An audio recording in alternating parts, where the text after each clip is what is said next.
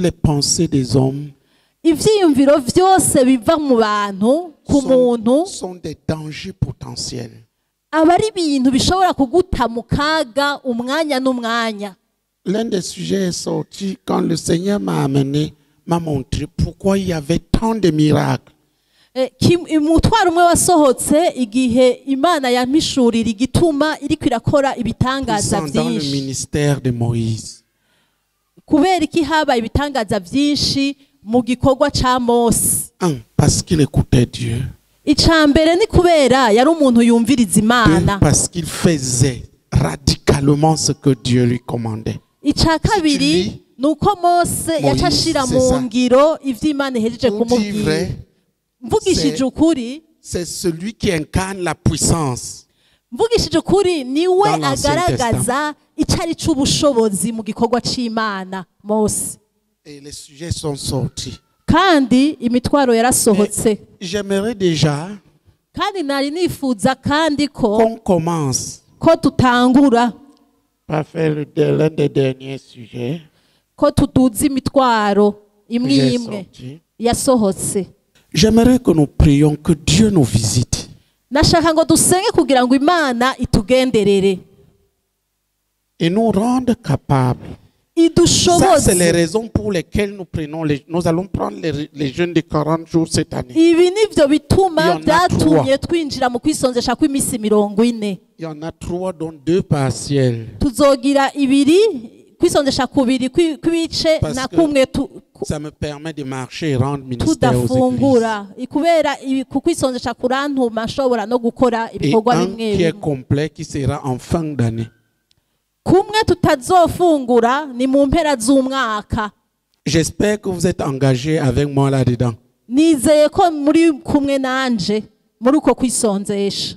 Premièrement, ce jeûne permet à tout le monde qui a un minimum de sérieux de s'investir avec nous.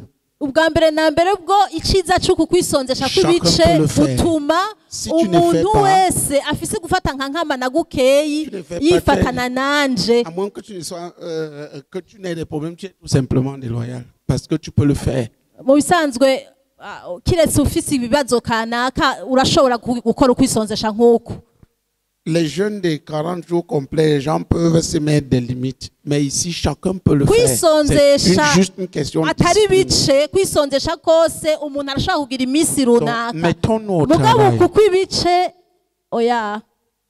Mettons-nous au travail.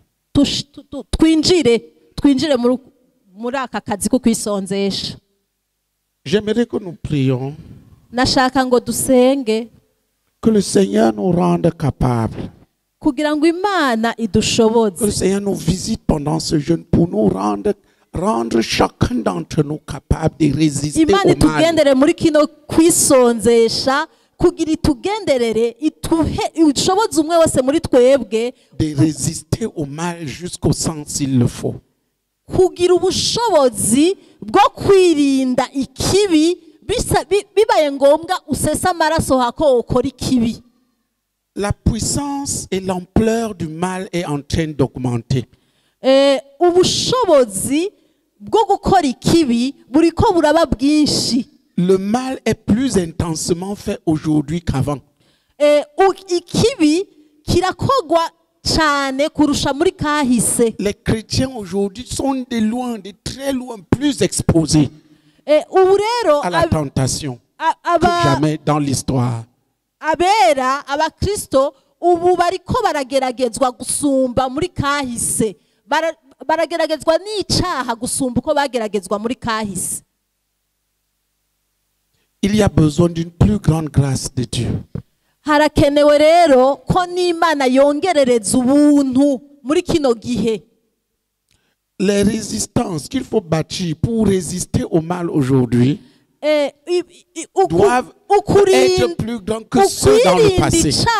Umuntu yakoresha muri kahise siko gushobora gukoreshwa ubu bitegerezwa kuba vyinshi. Le mal est partout. Kubera aho uhindukira hose uhasanga ikibi kikurondera. Chacun le transporte dans la main comme ça, on appelle ça portable. Umuntu wese uhindukiriye uhasanga ikibi kandi kiriko kirakurondera. Le mal a augmenté.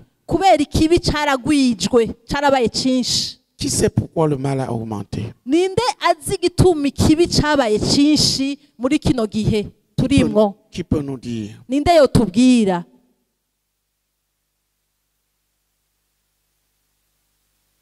Les chrétiens d'aujourd'hui sont soumis à des tentations plus intenses. Abakristo ubu barageragezwa ku buryo batigeze kugeragezwa muri kahise. Ibibagerageza vyaragwijwe.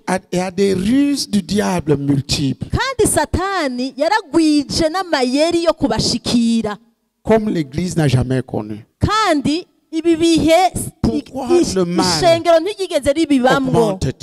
Ni kubera iki none biruko kuko ikibi cagwijijwe?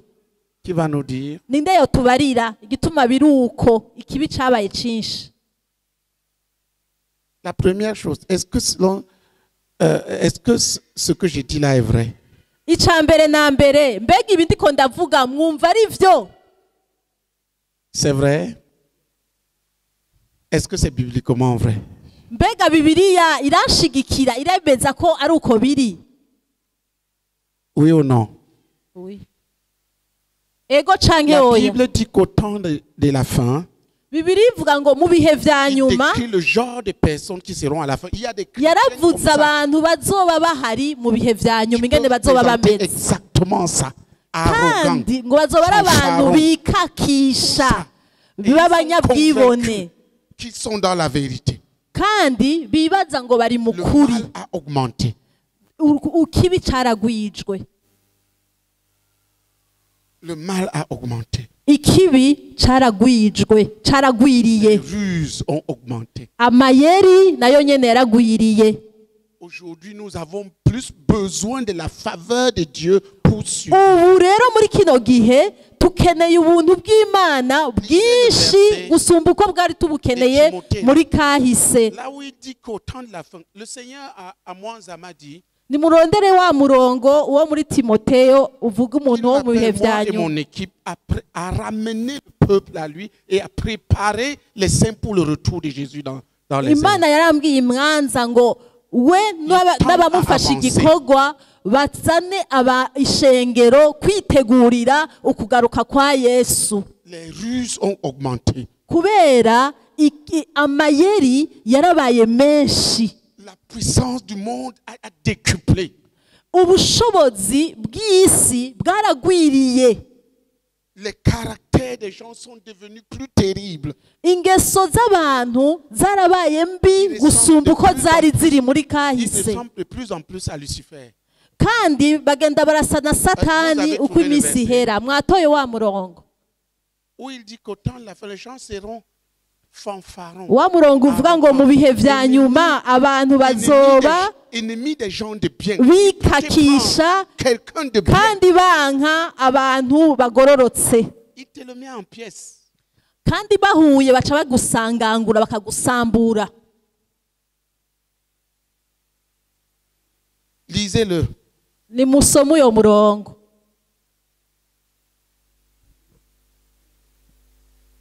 Oui, c'est Romains. J'ai oublié. Romains 1, verset 30. Lisez Ni ça. mu Baroma ikigabane ca mbere umurongo wa 30. Nous avons besoin d'une notion plus grande pour résister au mal. Tukeneye gusigwa mu buryo bwinshi gusumba uko twari twarasizwe muri kahise kubera ikibi naco caragwiriye. Voilà l'une des demandes. Nous allons mettre 3 jeunes là-dessus. Nico tugira dusabe kandi nivyo tuzoshiramwo ukwisonzesha. Le mal a augmenté. Kubera ikibi naco caragwijwe. Il y en a même dans l'église. Kiriho. Oui. C'est Romains 1 combien? Quelqu'un lit. Romains 1, commencez par le verset 28. Je vous pose la question, pourquoi le mal a augmenté? Nababajije ikibazo ni kuki kibi cagwiriye. Les gens sont devenus plus démoniaques. Kubera ko abantu bacitse abantu ba Satani, abantu bakorera Satani. Les caractères malfaisants ont augmenté. ingeso zikora ikibi zaragwiriye. Mais pourquoi ils deviennent plus méchants? Kubera ko abantu ko iminsi ihera baguma baba babi. Nous allons trouver la réponse biblique. Tushaka gutora inyishu muri Bibiliya. Les gens sont de plus en plus comme ça. Et regarde-toi bien. Kubera iki mu bihe vya nyuma abantu baguma baba babi. Kandi uce wisuzuma uko usa. Tu es en train de ressembler. Uri kucika usa nkande.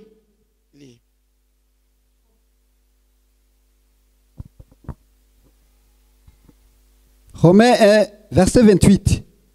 Comme ils ne se sont pas souciés de connaître Dieu, Dieu les a livrés à leur sens réprouvé pour commettre des choses indignes, étant remplis de toute espèce d'injustice, de méchanceté, de cupidité, de malice. Ce qui caractérise les hommes, injustes dans leur jugement vis-à-vis des autres.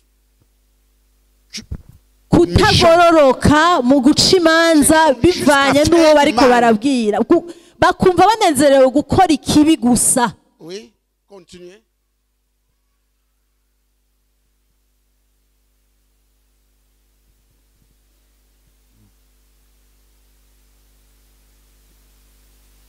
Oui.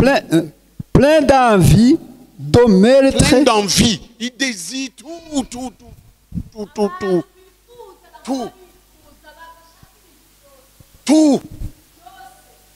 Tout doit être à eux. Et les hommes sont de plus en plus insatisfaits. Plus ils en ont soif. C'est le type démoniaque de la faim. Jamais satisfait.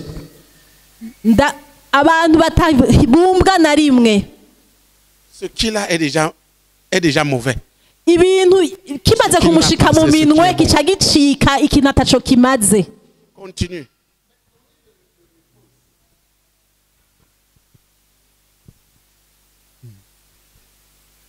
Plein d'envie, de meurtre, de querelle, de ruse, de malignité, rapporteurs, médusants, impies, arrogants, hautains, fanfarons, ingénieux au mal, rebelles à leurs parents, dépourvus d'intelligence, de loyauté, d'affection naturelle, de miséricorde. Amen. Amen. Demande à ton voisin, tu es en train de ressembler à quoi? Ça, c'est les démoniaques qu'il y aura à la fin des temps. Abana bantu bakorera satani bazoza mu bihe vya nyuma, bo mu bihe vya nyuma. Des caractères totalement dépravés. Abantu bafise ingeso zamaze gusambuka.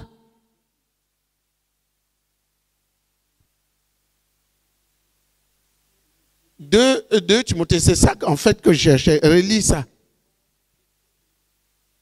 Écrivez les deux versets. Pourquoi avons-nous besoin de plus de puissance aujourd'hui? Kubera iki muri kino gihe dukeneye ubushobozi bwinshi kurusha ubushobozi twari dukeneye muri kahise? Ni kubera n'ikibi cabaye cinshi gusumba uko cari kiri muri kahise. Le mal, ikibi, comme l'humanité ne l'a jamais connu. Ikibi nk'uko isi itigeze ikimenya. Lisez dans 2 Timothée.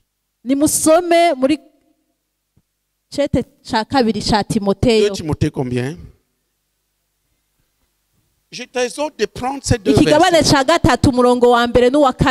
d'examiner si tu n'es pas en train d'aller en enfer. Ucungere neza kutari mu nzira iri kwikujana mu muriro udahera. Et de crier à Dieu pour la capacité de résister au mal. Ucutakambira Imana iguha ubushobozi bwo kurinda Satani. Que Dieu augmente ma capacité, augmente ta capacité. Narabisengeye kuva umwaka utangura kugira ngo Imana iduze ubushobozi bwo kwirinda icaha. Kandi nawe naragusengeye. Quand tu es quelqu'un de correct aujourd'hui, toi qui es à abattre. Ubaye umuntu atagendera muri izo nzira mbi ni wowe gupfa muri kino gihe. Oui. Lisez. 2 Timothée 3, verset 1. Sache que dans les derniers jours, il y aura des temps difficiles. Car les hommes Nous sommes dans ces temps difficiles maintenant. Oui. Car les hommes seront égoïstes. Ils seront égoïstes, centrés sur eux-mêmes. Je.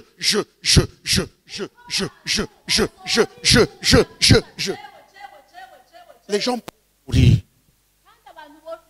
C'est ce qui leur revient qui est important. Les gens vont en enfer. On ne pleure pas parce que les gens sont en train d'aller en enfer. On m'a. Je n'ai pas ceci, je n'ai pas cela. L'égoïsme a augmenté. Aujourd'hui, plus de 90% des richesses du monde sont entre les mains de 1% de personnes. Ibice 90% by'amatungo biri mu bantu kimwe kwijana abantu bake cyane. J'étais à Mwanza. J'ai demandé aux gens de mettre leur fardeau devant Dieu. Narasabye abantu nti nimushire imitwaro yanyu imbere y'Imana. Missionnaire a amené. Umuhungu akiri muto umumissionnaire acarazana imutwaro wiwe. Son fardeau, umutwaro yari afise, c'est qu'il devienne le plus riche commerçant de la Tanzanie. Yari afise umutwaro ngo acike umudandaza wa mbere atunze muri Tanzania. J'ai vu rouge. Nca numva Je lui ai dit, tu es en train de nous demander de prier que tu deviennes ntanguye kubona ibitukura. de la Tanzanie. Ndamubwira nti ushatse ko tugusengera ngo umukozi wa Satani muri Tanzania. Sont les plus grands satanistes, les plus kuko abantu nk'abo nibo bakorera Satani aheru. Nous, on essaie d'attraper ce qu'il faut pour pouvoir donner. Twebwe tugerageza gucakira ibikenewe kugira ngo tubitange abantu barokoke. Nawe uri kusengera ivyo. Jewe. Les guerres sont pleines. Hama intambara zikaca zaduka. Jewe. Donc,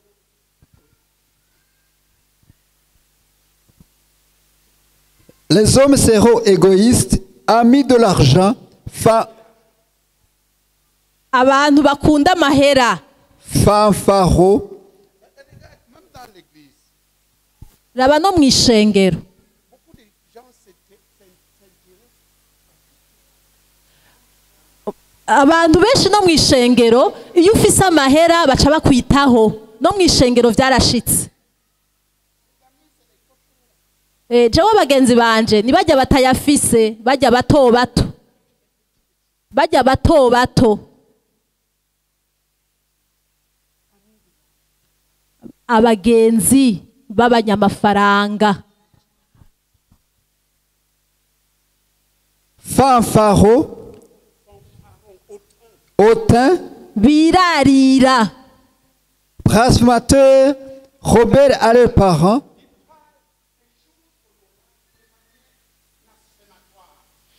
Abantu bavuga ibintu by'icubahiro bakabituka.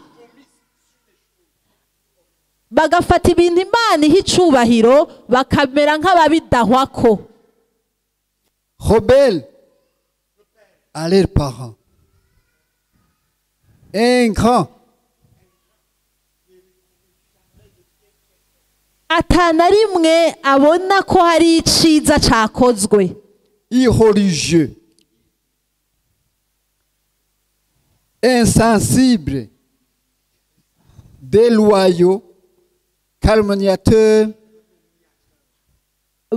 intempérant, cruel, ennemi de gens de bien. Uyo niwo muntu wo mu bihe vya nyuma witsuzumwe. Traître, emporté, enflé d'orgueil, aimant le plaisir plus que Dieu. Bakunda ibibahimbara kurusha gukunda Imana. Abahemu bagenda barahemukira umuntu wese. A augmenté. Nous sommes à la fin des temps.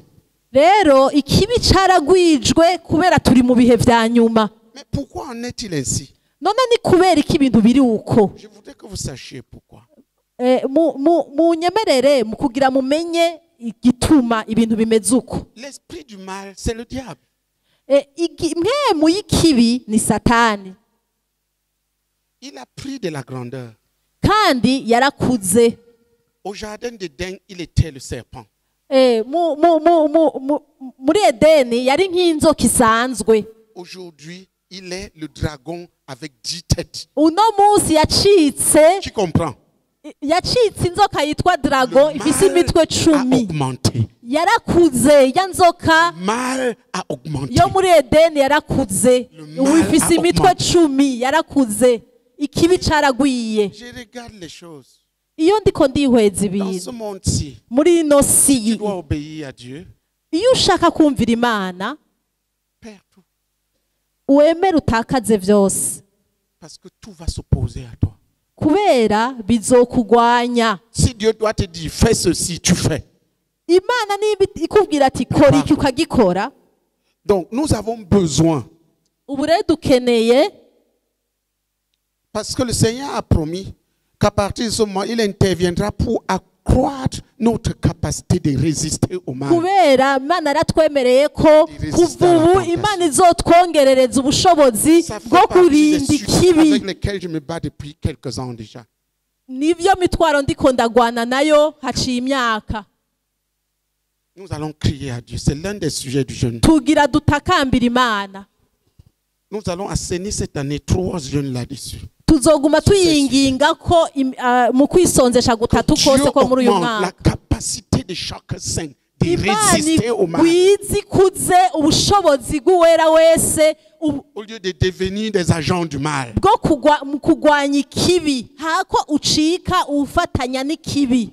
Reconnaissons que le mal a augmenté. Twemere ko ikibi cagwijwe. Le serpent a poussé 10 têtes. Ya nzoka yarameze iyindi mitwe 10. Il est devenu le dragon. Icicika inzoka yitwa dragon. Kandi kera yari inzoka isanzwe muri Edeni. Lève-toi et prie pour toi-même. Haguruka wisengere. Crions à Dieu. Dutakambira Imana. Pour que Dieu, selon sa parole qu'il nous a donnée, kugira ngo Imana nkuko yabitwemereye œuvre dès ce moment. Itangure gukora kuva muri kano kanya. Pour te rendre capable kugira ngo igushoboze de résister au mal. Gushobora jusqu'au sang s'il le faut. Gushobora kugwanya ikibi bisabye no kusesa amaraso ya sese. Il y a des choses qui ne s'arrêteront pas. Hari ibintu bitazohagarara. Avant, certains devront donner un sacrifice suprême de leur vie. Hariho n'abantu bazotanga n'ubuzima bwabo kugira ngo ibyo bintu bive mu nzira. Prions ensemble. Dusenge.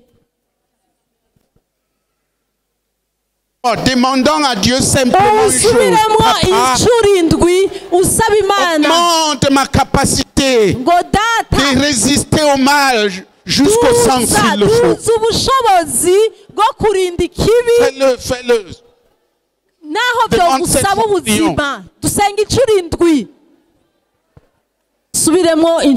Visite chacun d'entre nous pendant ce jeûne et augmente la capacité de chacun d'entre nous de résister au mal jusqu'au sang s'il le faut.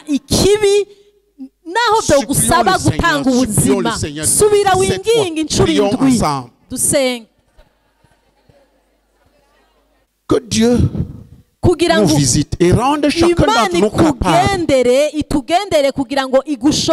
devant toute tentation à prendre fermement position avec Dieu et à résister.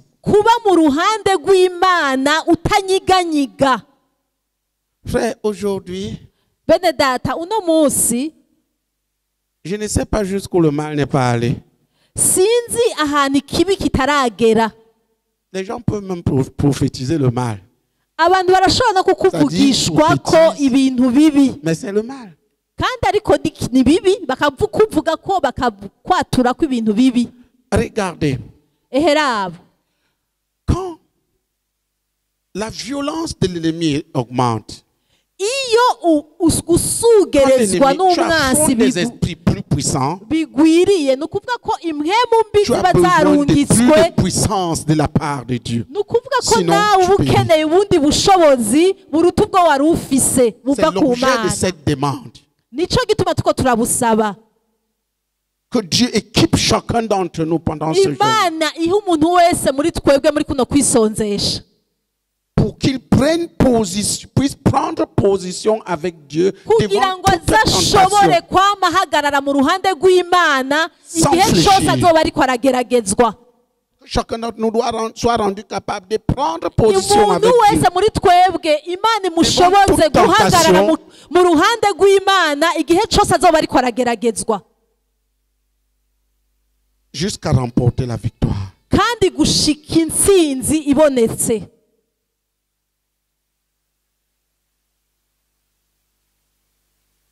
Prions ensemble. Dusenge. Regarde. Il y a certaines choses que les enfants de Dieu peuvent ne pas comprendre. Hari ibintu abana b'Imana bashobora kudatahura. Tous les esprits ne fuiront pas. Hariho impwemu zitazohunga juste parce que tu as dit au nom de Jésus. Kubera ngo wavuze ngo mu izina rya Yesu. Certains esprits vont demander hariho impwemu zizosaba ngo que tu résistes à la tentation jusqu'à ce qu'il fuit. Ko uhagarara neza imbere y'ikibikokora kugerageza gushika yonyene ikaguhunga. Qui comprend? Ninde yatahuye? C'est-à-dire que tu gardes une position ko uhagarara ferme mu ruhande rw'Imana kandi utanyiganga jusqu'au bout, gushika ku iherezo, gushika naho uyo mwansi ahunga. Toute négociation à ce sujet, iyo ushaka kumvikana n'izo mpwemu mbi ntibikunda. Qui saisit? Ninde yatahuye?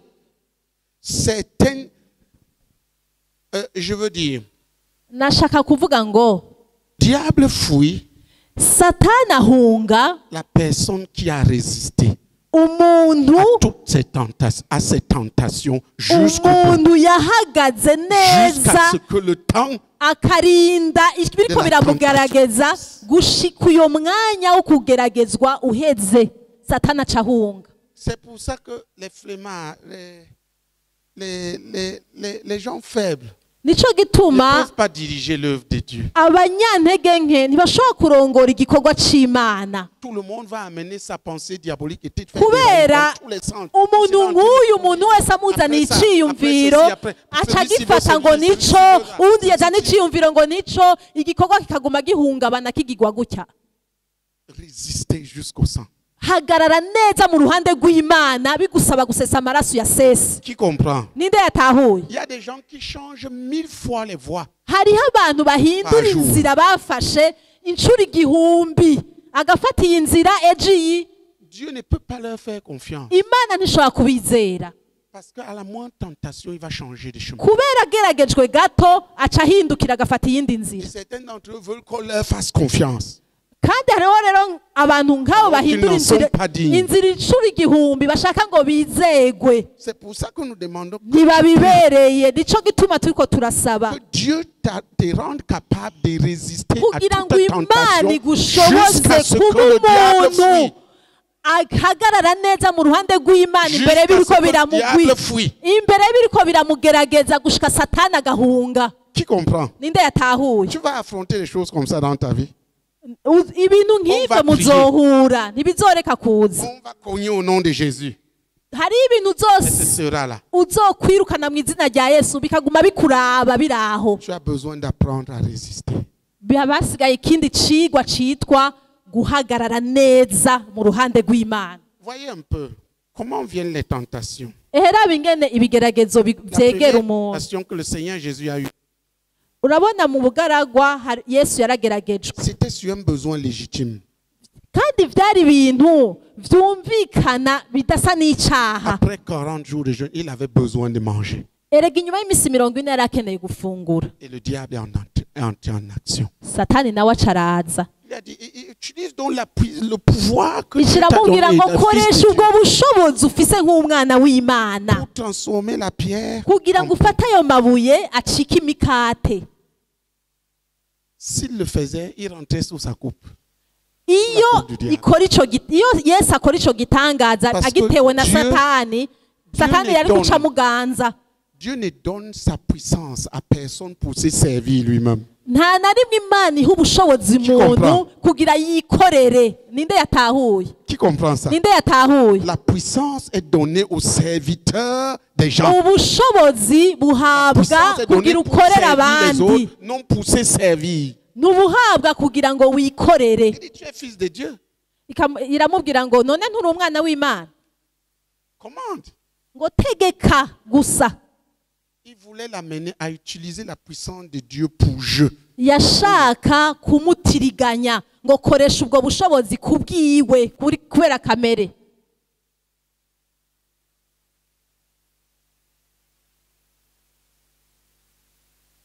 Le Seigneur a répliqué, l'homme ne vivra pas de pain seul. C'est un besoin légitime. Umwami Yesu acaramubwira Peut-être c'est ati sur le umuntu point des ntatungwa besoins n'umukate légitimes que tu gusa. t'es effondré. Kandi byari ibintu afitiye uburenganzira yateza gufungura. Je veux te dire que ce n'est qu'un problème de temps. Tu devrais résister. Imana yabikora aramubwira ati wateza À la kuhagarara fin, neza. c'est les anges qui servaient le Seigneur. Alléluia. Après qu'il a résisté, que l'ennemi a fui. amaze guhagarara neza abamarayika bacaza Si tu kumukorera. cèdes, tu passes sous sa coupe. Ariko uwemeye ukakorera Nous Satani affrontons aca aujourd'hui kuganza. beaucoup de choses. Nous affrontons aujourd'hui beaucoup de choses. Ubu duhura n'ibintu byinshi Parce que le mal a augmenté. kubera ikibi caragwijwe.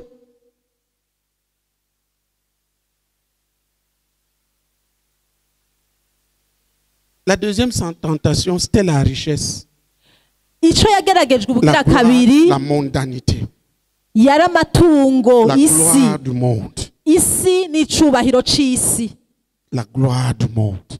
icubahiro isi itanga, La gloire du monde. icubahiro gitangwa n'isi. Il dit pêche et tu seras grand. Ngo kora icaha gatoyi uzoca uduga ubu umuntu ahambaye. Beaucoup d'hommes de Dieu aujourd'hui, Abakozi b'Imana benshi uno munsi dans la recherche de la puissance de la gloire, bariko bararondera ubwiza les gens se n'icubahiro, bagarrent. baca bagwa muri uyo mutego kandi Et c'est bagatangura no kubigwanira, C'est juste ridicule. kandi n'ibintu Frère, bibabaje. si Dieu t'a donné, Bene data, Imana yaguhaye, qui peut te le reprendre? ninde yokikwaka? Est-ce que si Dieu t'a donné quelque chose, quelqu'un peut te le prendre? Mbega bene data, Imana igushize ikintu mu ntoke, Oui ou umwana w'umuntu yokikwaka? Oui ou non? Umwana w'umuntu yoza Non, akakikwaka? personne ne peut te le Nta prendre. muntu n'umwe adashobora kukikwaka.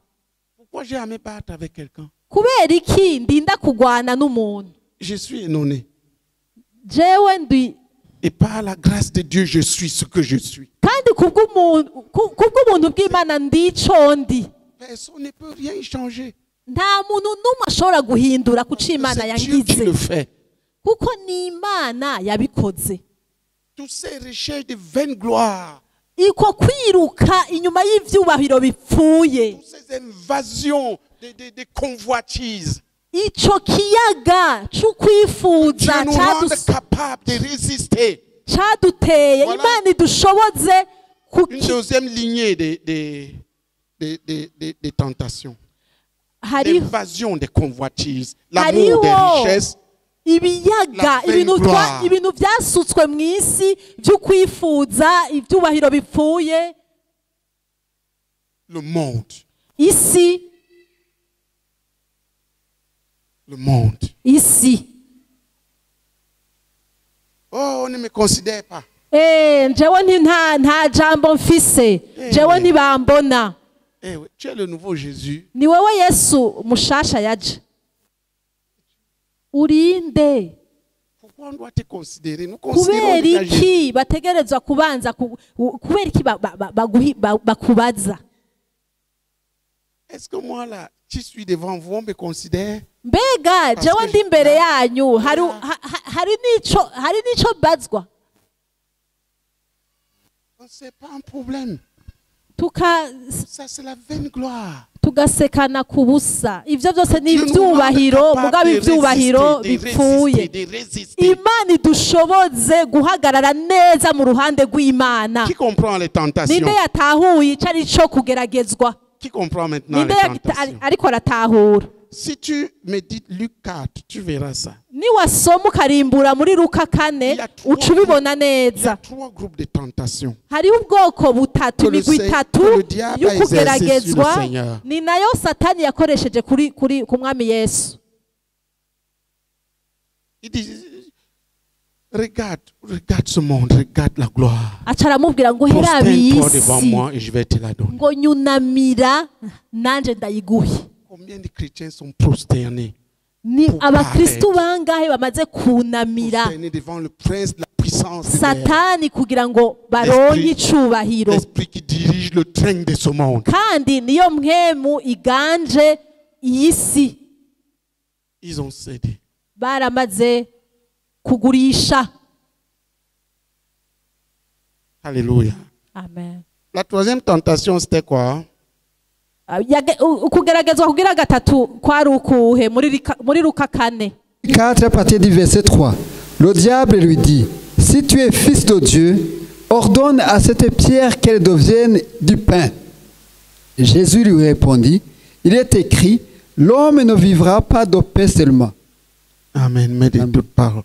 Regardez frère, ça c'est un besoin. Le diable peut se tenir sur tes besoins légitimes pour discréditer Dieu à tes yeux.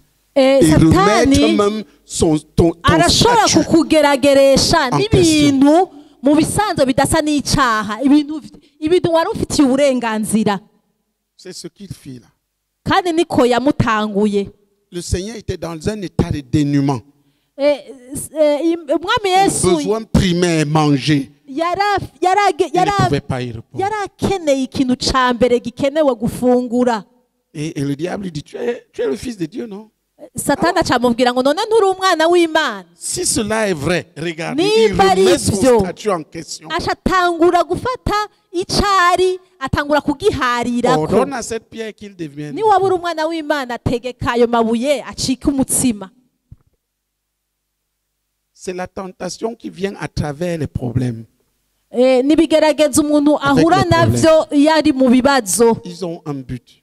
Biba bifise intumbero imwe. Te voler la foi et te pousser à kukwiba ukwizera kugira ngo bigusunikire gukora ivyo utari gukora. Deuxièmement, ubwa kabiri, ça maintenant c'est la mondanité.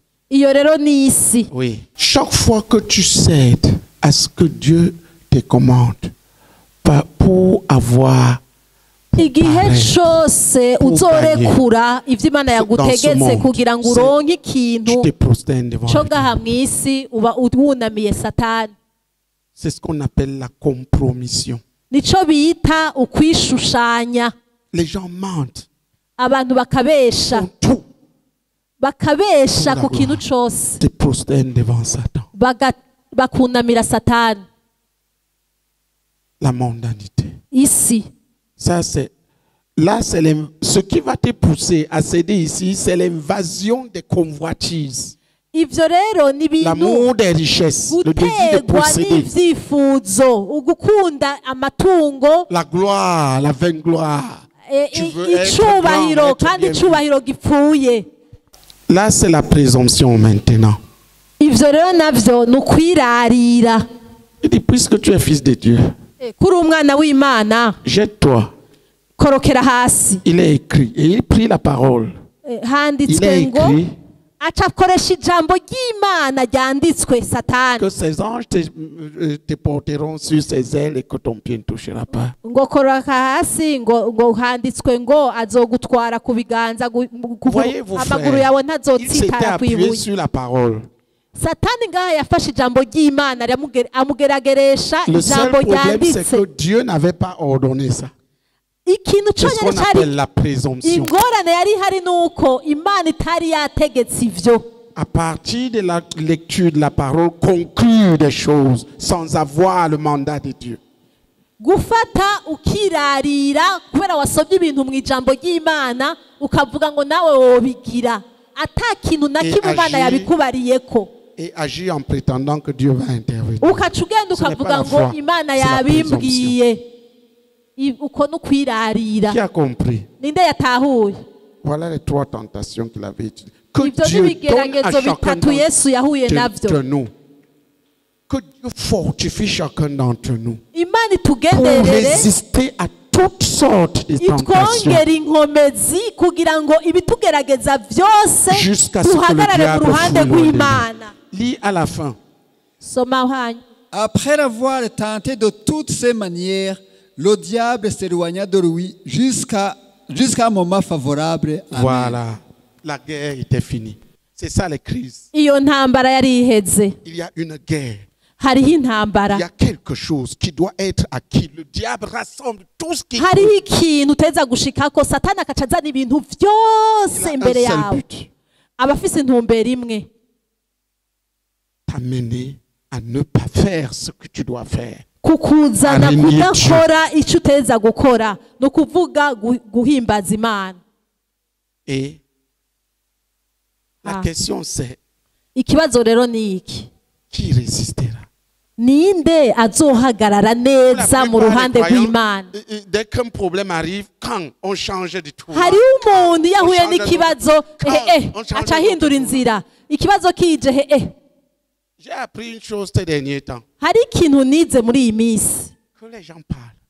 Abantu reka bavuge. Reka bavuge, ntuvuge ego kandi ntuvuge Parce que oya. de toutes les manières, ils ne sont pas mes juges. Kuko uko biri kose sibo bazoncira urubanza rwa nyuma. Je fais ce que Dieu me commande. Nkora ivy'Imana imbwiye. Résister. Hagarara neza. Que Dieu te visite pendant ce jeûne. Imana ikugendere muri kuno kwisonzesha. domaine de tentation dans la vie du Seigneur. Hariho ubwoko bw'ibigeragezo umwami Yesu yahuye uze kubirimburako.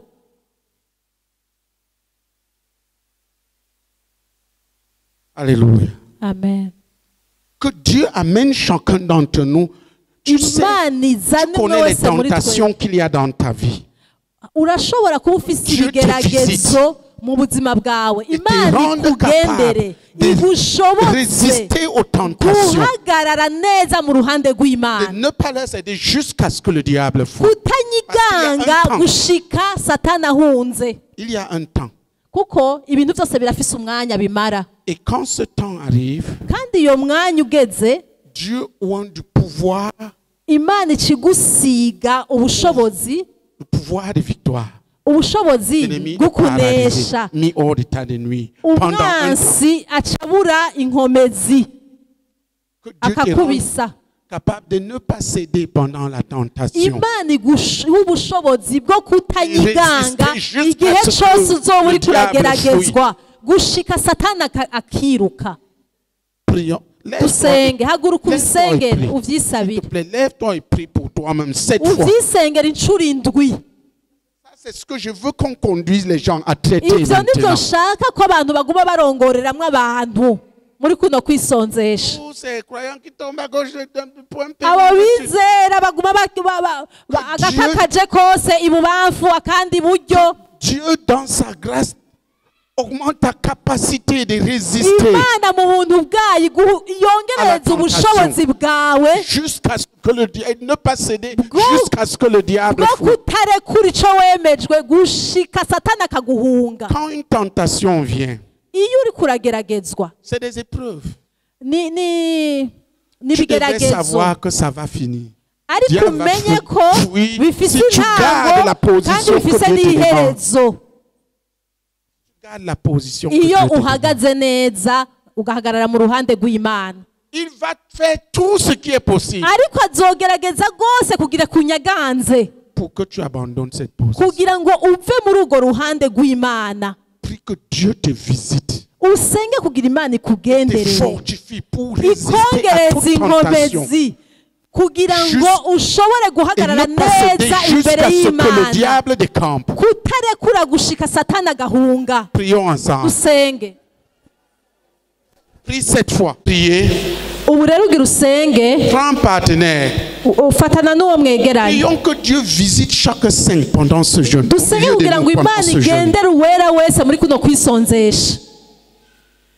Et le fortifie. Imwongereza inkomezi. De manière à ce qu'il puisse résister à la tentation. Ku buryo ikigeragezo kije ahagarare mu ruhande rw'Imana gushika Satani ahunge. Le diable est au corps de celui qui cède à la tentation. Satani, il sera là. Il sera ton colon. Arakunda umuntu yaba ariko ararekura uruhande rw'Imana. Satani arakunda abantu nk'abo. Que Dieu visite chacun d'entre nous pendant ce jeûne. Imana igendera umuntu wese muri twebwe muri kuno kwisonza. Chacun d'entre nous capable de résister à la tentation. Idushoboze guhagarara neza imbere y'ikigeragezo. Jusqu'à ce que le diable décampe. Gushika Satani ahunge. Les vies qui repulsent le diable. Umuntu abayeho ubuzima. Les gens qui lui résistent. Umuntu abayeho ubuzima. Les autres sont ses esclaves. Satani acahunga nabo bantu bamuhangara. Que Dieu te rende capable de résister à la tentation jusqu'à ce que le diable Imana igushoboze guhagarara neza utanyiganga mu ruhande rw'Imana gushika Satani ahunge. Dusenge. De résister à toute tentation jusqu'à ce que le diable décampe loin de lui. Jusqu'à ce que le diable fuit. Père, visite-nous, visite-nous, visite chacun d'entre nous pendant ce jeûne. Oh papa, combien nous sommes faibles. Oh papa, combien je suis faible et incapable de résister. Oh papa, combien nous sommes faibles et incapables de résister. Oh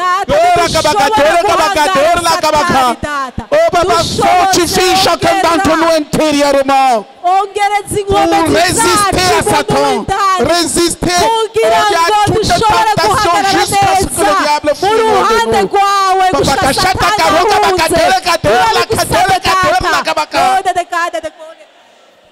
Père, je plaide, éternel Dieu des armées.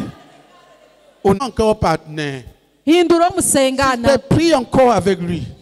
Que Dieu ne laisse personne. Que Dieu visite chacun d'entre nous, fortifie chacun d'entre nous intérieurement. Et le rend capable de résister à la tentation.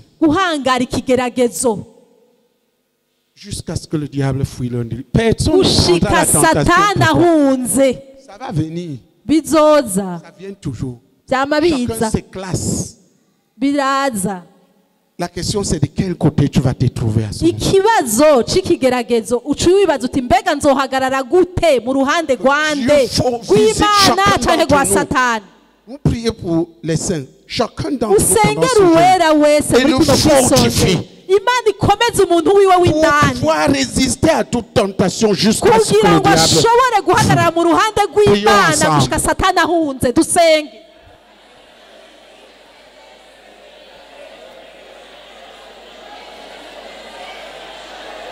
Prions pour le frère René. Que Dieu le visite particulièrement pendant ce jeûne. Ceux qui prient là.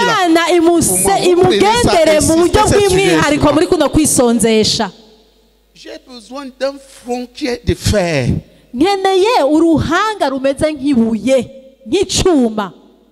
Parce que c'est une affaire de vie ou de mort. J'ai besoin de force intérieure.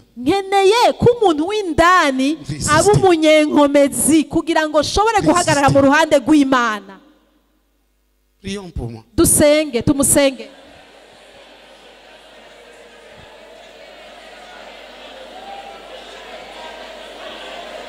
Les co-dirigeants du frère René. Que plusieurs cessent des gens qui changent de forme à chaque moindre. Kubera benshi n'abantu bahindura aho bahagaze agakakaje kose. Que Dieu les fortifie intérieurement. Imana ibagenderere ikomeze umuntu wabo w'indani. Résister aux tentations jusqu'à ce que le diable les fuit. Kugira baba abantu bahagarara mu ruhande rw'Imana gushika Satani agahunga. Prions ensemble. Dusenge.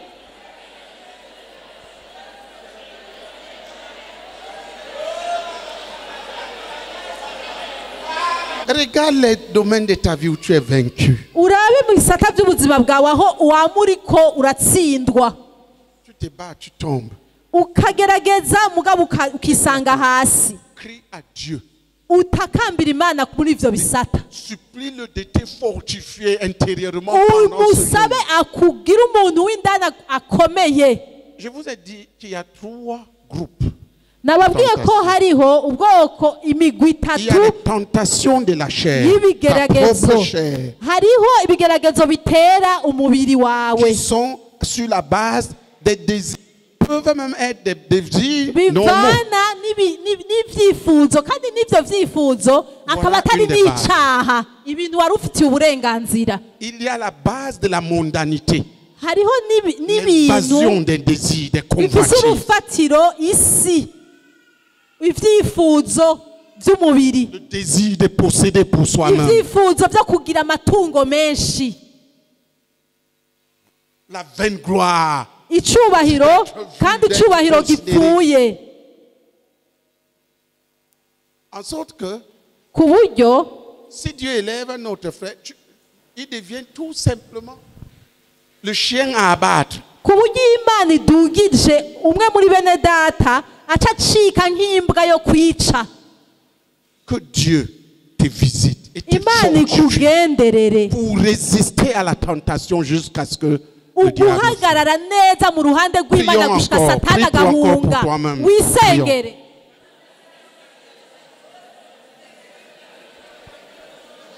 Prions que Dieu accorde à chacun d'entre nous de prendre position avec Dieu devant chaque tentation pour remporter la Dusenge kugira ngo victoire. umuntu wese muri twebwe ashobore gufata uruhande rw'Imana imbere y'ibimugerageza. Regardez frère, Ehera babene data, lorsque vient la tentation, iyo ikigeragezo kikwegereye, la solution n'est pas la négociation. inyishu ntiri mu mishikirano. La solution c'est qu'est-ce que Dieu dit. Inyishu ni mbega Imana ivuga iki? Tu prends position, Uca uhagarara gutya tu restes, kandi ukagumaho tu attends. ukarindira Imana. Tu saisis. Ninde yatahuye? Parce que la tentation a un but, c'est de dévier de la voie que Dieu a Kuko tracée. ikigeragezo iyo kije ni kugira kigukure mu nzira y'Imana. Est-ce un besoin naturel normal? Mbega hoba ari ikintu c'icifuzo ufise kandi ico cifuzo kitari n'icaha wari ufitiye uburenganzira, uhagarare neza. Les négociations ne servent pas ici. Nturinde kugira ico mubivuganyeko. On a affaire à des esprits. Haba uba uhagaze imbere y'impwemu mbi. Quand viennent les problèmes, Iyo ibibazo bije, c'est pas l'agitation qui va si régler. ukuza urahungabana uta inzira, Ça règle rien. nta kintu na kimwe kirakemura Que Dieu ibibazo kubera rende chacun wahungabanye. d'entre nous capable de prendre position avec Dieu Imana igushoboze guhagarara mu devant ruhande toute rwayo tentation. imbere y'ibintu byose bikugerageza. Donc, devant la tentation, Iyo uhuye la n'ibikugerageza, première chose c'est qu'est-ce que Dieu dit. Qu'est-ce ni que Dieu veut. ukumenya icyo Imana Qu'est-ce qu'il ivuga commande de faire. kandi n'ingene Imana yobikora, Tu prends position. ukaca uhagarara mu ruhande rw'Imana, Prendre position avec Dieu devant la tentation ugahagarara n'Imana imbere y'ibikugerageza jusqu'à ce que le diable fuit. gushika Satani agahunga. Prions ensemble. Dusenge. Prions ensemble.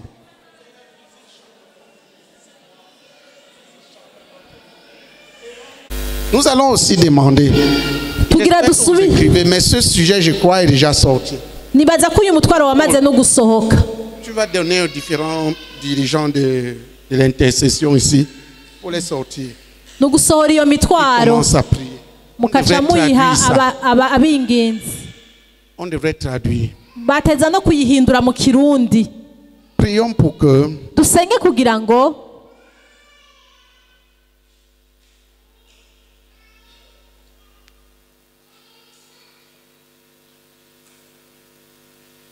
S'il vous plaît, ici vous allez prier pour le frère René.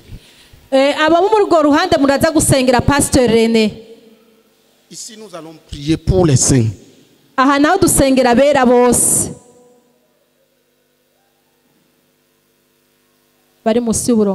Que Dieu nous visite.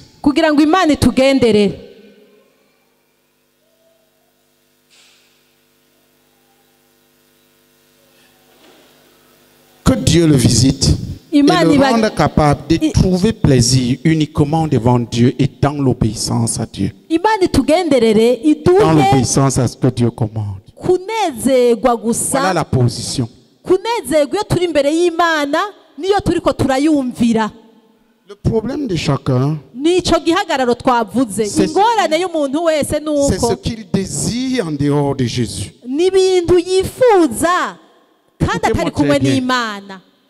Tous les défauts, tous les péchés que les saints font, a une seule racine, ce que la personne désire en dehors de Jésus. C'est ça l'idole. D'abord, prie pour toi-même. Que Dieu te visite pendant ce jeûne. Et te rende capable de ne prendre plaisir, de trouver ton plaisir uniquement dans le Seigneur et dans l'obéissance à ses commandements.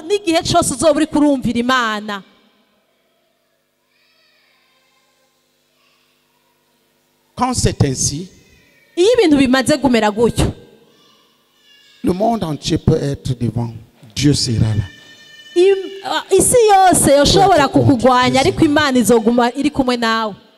Que Dieu te rende capable de trouver ton plaisir devant Dieu, dans la recherche de la face de Dieu et dans l'obéissance à ses commandements. Que Dieu te visite pendant ce jeûne.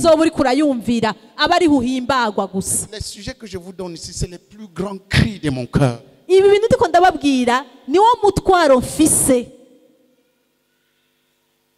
Effrayé par ce que peut être le cœur de l'homme.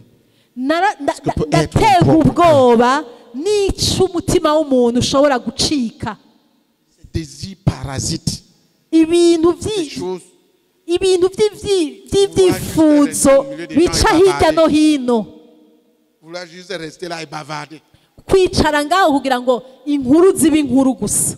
Des choses qui ne mènent à rien. Ibintu atanahamwe bikuvana ngo bigushikane. Je crie à Dieu. Ndiko ndatakambira Imana kugira ngo Imana ingendere ishoboze kunezerwa gusa iyindi imbere yayo kandi n'igihe nzoba ndiko ndayumvira. Dusenge uvyisengera incuro indwi.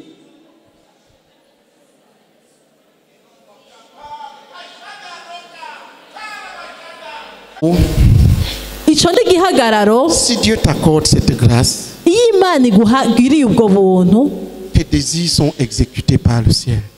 Ico wifuze cose ijuru ricariza kugishitsa. Fais ça, Dieu intervient. Ugize gutya Imana ikibamwo, ugize gutya Imana ikabamwo. Ce que tu veux, c'est Dieu. Kubera nta kintu gishaka atari uko Imana igaragara. C'est là où il dit fais de l'Éternel tes délices. Ni wa murongo uvuga ngo Imana uhoraho ibihambaro vyawe izoca iguha ivy'umutima wawe wifuza.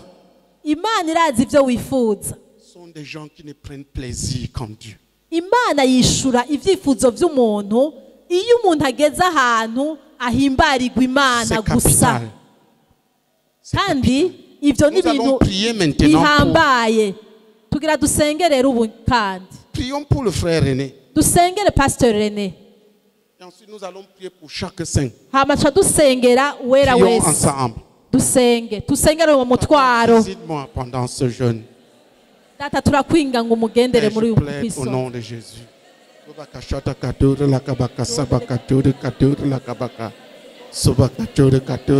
accorde-lui de ne prendre plaisir qu'en toi et dans tes commandements, papa.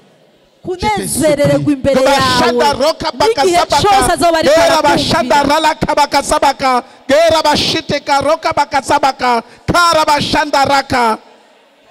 Père, je plaide, oh Dieu, au nom puissant de notre Seigneur Jésus-Christ, Amen. Dieu visite chaque scène à la CMCI pendant ce jeûne. Imana igendere abera bose muri CMCI muri kuno Il kwisonzesha. accorde de prendre son plaisir Imana ibahe guhimbagwa gusa en Dieu. iyo bari mu Mana bariko bakora ivy'Imana. De prendre plaisir en Dieu Imana igendera uwera wese imuhe et dans kunezererwa l'obéissance au commandement de Dieu. igihe cose azoba ari imbere y'Imana n'igihe cose azoba ariko arumvira ivy'Imana itegeka. Prions ensemble. Dusenge.